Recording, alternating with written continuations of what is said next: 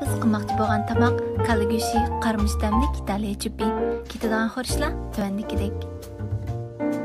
Aldı bilan qozon qaynaganda bir qo'shiq tuz silib, Italiya chupini silib olamiz. Chupning qozon chaplashib qolmasligi uchun ilashtirib etamiz.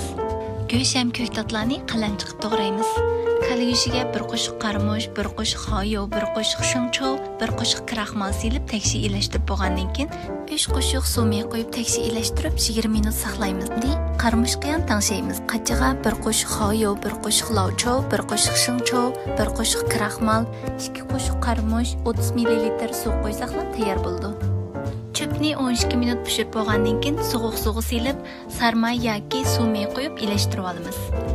Qozon qiziganda may qo'yib go'shtni silib pishgan amallam qachiq silib ilib olamiz. Go'sht qo'rib eshib qolgan maygalam piyoz, lazlarni silib qo'raymiz. 3 minut atrofida qo'rib olgandan keyin go'shtni solamiz.